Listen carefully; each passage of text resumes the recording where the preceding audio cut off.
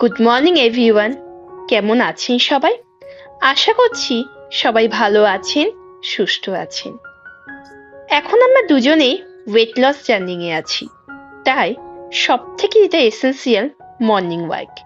সেই মর্নিং ওয়াকে উদ্দেশ্যেই চলে গেছিলাম। যেতে গিয়ে রাস্তার মাঝে দেখা পেলাম এই মন্দিরটি।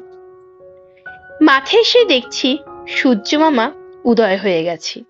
সূর্যের আলোয় চারপাশটা যেন ঝলমল করছে। শীতটা কমে আসায় এই সময় মাঠে প্রচুর মানুষজন এসে গেছে। ওই যে আমার কর্তা মশাই, সেও শুরু করে দিয়েছে তার মর্নিং ওয়াক জার্নি। মাঠে একপাশে দাঁড়িয়ে আছে এই বিশাল আকৃতি গাছটা। গাছটার সঠিক কি নাম সেটা আমি জানি না। বসন্তে গাছটা সমস্ত পাতা ঝরিয়ে ফেলেছে। গাছের নিচে এই ফুলগুলো ছিল, তাই একটা হাতে নিয়ে দেখছিলাম। কি সুন্দর, তাই না?